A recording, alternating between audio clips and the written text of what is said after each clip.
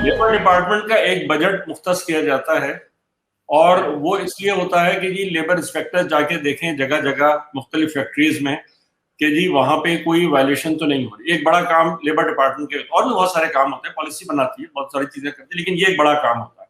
उम्मन देखा ये गया है, एक तो फैक्ट्रियों में काम ही कम हो रहा है, अब बहुत सारा काम जो है आउटसोर्स कर दिया जाता है।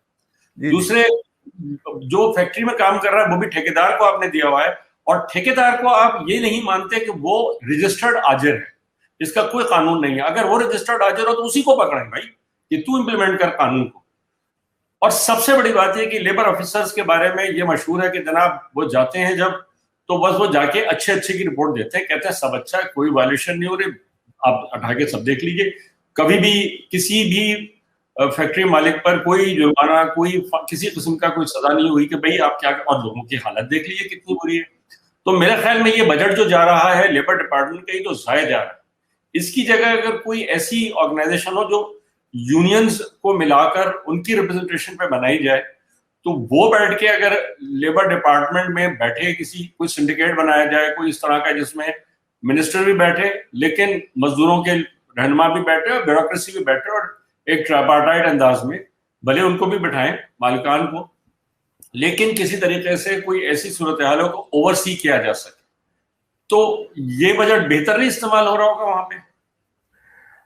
शेरवानी भाई साहब देखें, अदारे बनते बहुत मुश्किल थे हैं और वो खराब बहुत जल्दी हो सकते हैं। इसलिए हम ये तो नहीं कहते कि लेबर डिपार्टमेंट को खत्म किया जाए या उनकी जगह पे कोई और सिस्टम लाया जाए, क्योंकि हमारा तजर्बा ये है कि इसमें हमेशा हमारा ही नुकसान हुआ है। अभी हम इसके बाद अगर आपके पास टाइम होगा तो बात करेंगे। ये जो 18 अमेंडमेंट आई है, तो यकीन करें ये जो एक नया तजर्बा किया गया, इसमें मजदूरों का तो बेड़ा गर्क हो गया।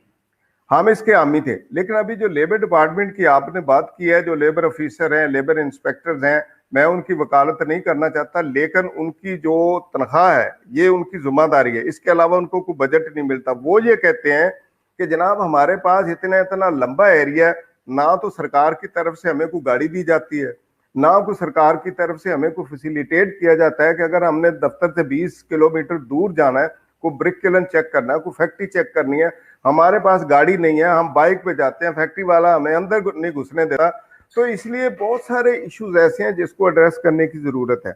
और मैं आपकी इस तजवीज की हमायत करता हूं कि अगर ट्राइपार्टाइट कोई इस तरह की इफेक्टिव और वो हकीकी नुमाइंदगी पे मुश्तमिल हो, ना कि अभी पीटीआई की जब से गवर्नमेंट आई है तो यकीन करें कि इतनी सियासी मुदाखलत हो रही है कि पंजाब के अंदर जो मुख्तलिफ बॉडीज बनी है, जिसमें सोशल सिक्योरिटी की बॉडी, जिसमें वर्कर्स वेलफेयर बोर्ड की बॉडी, उसके अंदर गैर हकीकी मजदूर नुमाइंदे, बल्कि यहां तक मैं आपको बताना चाहता हूं कि जो कॉन्ट्रैक्टर हैं, ठेकेदार हैं, उनको मजदूरों की जगह पे नुमाइंदा बनाया गया है। तो वो मजदूरों के लिए क्या काम करेंगे? तो इसलिए इस तरह की बॉडी जरूर होनी चाहिए, लेकिन उसके अंदर हकीकी मजदूर नुमाइंदों को शामिल किया जाए ताकि वो मजदूरों के लिए कुछ कर सके। ये बिल्कुल मुझे जमाना याद आ गया, जियाउल हक साहब ने जो पहली मजलिस शूरा बनाई थी, जी जी। उसमें फैसलाबाद की एक इंडस्ट्रियलिस्ट को लेबर की सीट पर उन्होंने उसमें इलेक्ट करवाया। इलेक्ट क्या मतलब, सिलेक्ट करवाया, उस जमाने तो सिलेक्शन थी पूरी पूरी, जी जी। सिलेक्ट करवाया था। तो बिल्कुल वही, जिस तरीके से वो जो एक एस्टेब्लिशमेंट का माइंडसेट है वो हाँ हमें जी। नजर आता है, हालांकि ये बकौल इनके ये इलेक्टेड गवर्नमेंट है। अच्छा, हम थोड़ा सा और आगे बढ़ते हैं। क्या लगता है ये जो मिनिमम वेज की बात की गई है, ये तो वो है जो अनस्किल्ड लेबर के लिए होती है। जैसे जैसे स्किल बढ़ती जाती है वैसे उसके पैसे बढ़ने चाहिए। उसका कोई मॉडस ऑपरेंडाई दिया गया है भाई, इतनी स्किल होगी तो ये पैसे मिनिमम बन जाएंगे, इतना स्किलफुल आदमी है ये मिनिमम होनी चाहिए। कोई इसका कोई स्केलिंग, कोई ग्रेजुएटिंग स्केल है, या बस उन्होंने एक मिनिमम देके छोड़ दिया, हर आदमी को उसी पे रख के नाप रहे हैं? ऐसा तो नहीं। नहीं, ऐसा नहीं है। देखें, जो मिनिमम वेजेस बोर्ड है उसके अंदर पहली बात तो यह है कि तकरीबन, मैं पंजाब की बात करता हूँ, 102 मुख्तलिफ इंडस्ट्री की कैटेगरी जिसके अंदर उन्होंने इसमें शामिल होना होता है। दूसरा यह है कि ये मुख्तलिफ स्टेजेस हैं। अनस्किल्ड वर्कर है, सेमी स्किल्ड वर्कर है, स्किल्ड वर्कर है, हाई स्किल्ड वर्कर है। मसलन ये कैटेगरी ऑलरेडी मौजूद है। इशू ये नहीं है, उनकी उस परसेंटेज के लिहाज से वो इंक्रीज का नोटिफिकेशन जारी कर देते हैं। इशू है अमल दरामद का, इशू है इम्प्लीमेंटेशन का। इस वक्त गवर्नमेंट के अदारे इससे इनकार नहीं कर सकते कि ये जो पहले 17,500 रुपया जो कम से कम उजरत है वो 20% लोगों को मिलती है। 20% लोग भी वो कौन है? उसमें मल्टीनेशनल के अदारे, उसमें वो बड़े बड़े अदारे जो माल अपना बाहर एक्सपोर्ट करते हैं और उनका ये बायर उन पर पाबंदी लगाता है कि आपने इस पे अमल दरामद करना है। अदरवाइज 80% अदारे इस पे अमल दरामद नहीं करते। और जो आपने की है थर्ड पार्टी वाली बात, तो थर्ड पार्टी में सुप्रीम कोर्ट के फैसले आ चुके हैं। वो ये कहते हैं कि ये जो कॉन्ट्रैक्ट लेबर है, डेली वेजेस है, जिस तरह की भी लेबर है, इनका जो प्रिंसिपल मालिक है वो एम्प्लॉयर है, उसकी जिम्मेदारी है वो इस पे पूरा करे। लेकिन हमारे जो लेबर डिपार्टमेंट वाले हैं वो अपनी जिम्मेदारी से हटने के लिए कह देते हैं, या मालिक कह देता है जी ये मेरी लेबर नहीं है।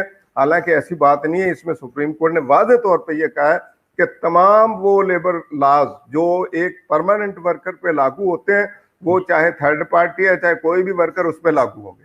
वो तो पुराना कानून भी मौजूद है, अगर आप डेली वेजर भी हैं तो आपको सारे राइट्स मिलने चाहिए। ये कानून पहले से, और इसको दायरे अदालत ने इंटरप्रिटेशन इसकी की है। अच्छा, इस वक्त जो बजट इस वक्त जो पेश किया गया है, जो हाउस में डिस्कस भी किया जा रहा है, इसमें कोई और ऐसी चीज नजर आती है जिसमें लगता है कि जी सरकार के दिल में कोई रहम है मजदूर तबके के लिए? मुझे तो कोई नजर नहीं आया। यकीन करें, इस वक्त जो हमारे सूबे की ये सूरत हाल थी, कोविड की वजह से बेशुमार अदारे बंद हो गए थे और हमने हाई कोर्ट के अंदर रिट भी की थी। वहां पे जाके गवर्नमेंट कह देती है कि नहीं जी इनको ड्यूटी पे लिया जाएगा। हकीकत ये है कि 50% से ज्यादा लोग जो मुलाजमत से निकल गए थे उनको वापस नहीं लिया गया। और फिर कोई हुकूमत की तरफ से लेबर के लिए कोई हाउसिंग पॉलिसी होती है, कोई एजुकेशन पॉलिसी होती है, कोई उनके वर्कर्स के लिए या सीनियर सिटीजन के लिए, हेल्थ के लिए, हुकूमत की ना मरकजी हुकूमत की तरफ से और ना ही सूबाई हुकूमत की तरफ से किसी किस्म की भी कोई ऐसी जो है पॉलिसी का ऐलान नहीं किया गया जिसमें मजदूर तबका जो है ना वो मुस्तकबिल के अंदर जो है ना वो कुछ उनको बेहतर सहूलत मिल सके। ये अभी तक कोई उसमें नहीं किया गया।